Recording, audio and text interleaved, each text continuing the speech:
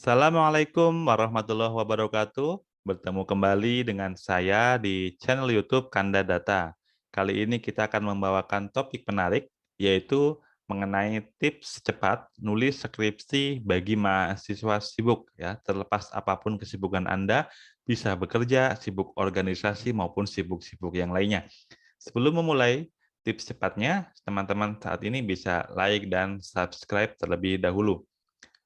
Yang pertama, tips apa saja, bagi mahasiswa sibuk ya, agar, bisa cepat dalam menulis skripsi? Yang pertama, sediakan waktu 1 sampai 3 jam per hari untuk menulis skripsi. Ini adalah dinamakan konsistensi. Penting ya, males nggak males, mau nggak mau, tetap upayakan sediakan waktu minimal 1 sampai 3 jam per hari, tapi lakukan secara konsisten.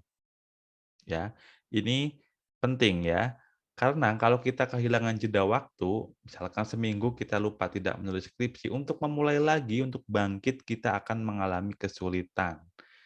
Motivasinya akan semakin menurun.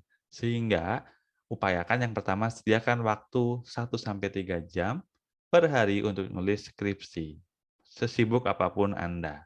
Upayakan ya bisa malam, pagi, siang di sela-sela kesibukan Anda, baik berorganisasi, bekerja maupun kesibukan yang lainnya. Yang kedua, apa tipsnya? Yang kedua, matikan HP, TV, tutup pintu. Fokus 1 sampai 3 jam untuk nulis skripsi. HP ini sangat berpengaruh ya, misalkan ada sosial media, pesan, baru kita mulai tune in pada skripsi kita, baru mau menulis, lagi lihat-lihat jurnal, mau memasukkan mana yang dimasukkan, mana yang ini, kemudian mau analisis data, waduh, ada WA, ada pesan nih, waduh, buka-buka HP. Akhirnya tidak terasa lama. Kemudian TV nyala, kita depan laptop, depan TV. Jadi fokusnya akan terbagi-bagi ya.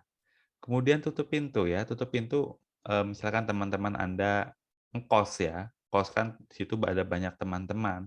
Tutup pintu ya, menandakan bahwa Anda sedang ingin fokus ya. Kalau buka pintunya, kemudian teman-teman masuk, ngajak ngobrol, dan sebagainya, ya habis waktunya ya, kita tidak bisa produktif.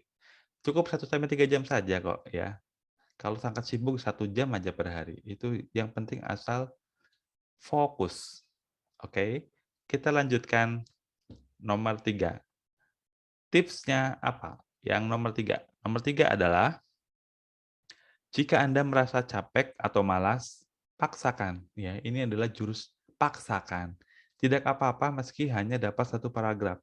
Saking ceritanya gini nih, saking buntu-buntunya, Anda lagi saking tidak mood-mood-nya untuk menulis skripsi, nggak apa-apa, dibaca lagi. Meskipun dapat 1 paragraf nggak apa-apa, yang penting ada nilai tambah pada skripsi Anda. Yang penting ada progres, progres pada skripsi Anda, ya.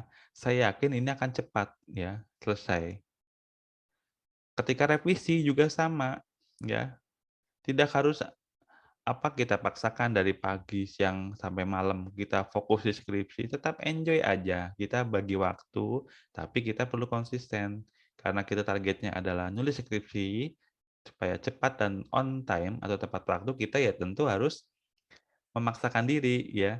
Ketika merasakan capek, malas, dan sebagainya, ya kita paksakan, ya. Meskipun hanya 1 paragraf ya, nggak apa-apa, oke? Sip. Lanjut ke nomor 4. Apa nih tipsnya? Nah, ini penting ya, bangun hubungan baik dengan pembimbing. Pembimbing ini sebagai pengganti orang tua kita loh ya di kampus. Makanya kita harus bangun hubungan baik. Ya, jadikan seperti orang tua kita. Laporkan setiap progresnya. Anda sedang mengerjakan apa, laporkan. Misalkan Anda terkendala belum selesai, ya laporkan. Maaf Bapak atau Ibu, saya masih mencari referensi ini, saya masih mengerjakan bab ini. Jadi ada komunikasi yang baik ya, jangan menghilang. Menghilang 3 bulan. Nah, nanti ya tidak akan berefek baik ya bagi studi Anda ya. Makanya bangun hubungan baik dengan pembimbing ya. Jadi usahakan komunikasinya juga baik, ya. Kita perlu menghormati pembimbing itu seperti orang tua kita sendiri ya. Jadi kita tata keramanya bagaimana, cara kita berkirim pesan atau menelpon, berbicara langsung gitu harus memperhatikan tata krama yang baik sebagaimana kita, eee, berbicara dengan orang tua kita sendiri. Oke, kita lanjut ke tips yang kelima. Tulis draft publikasi hasil penelitian beriringan dengan penulisan skripsi.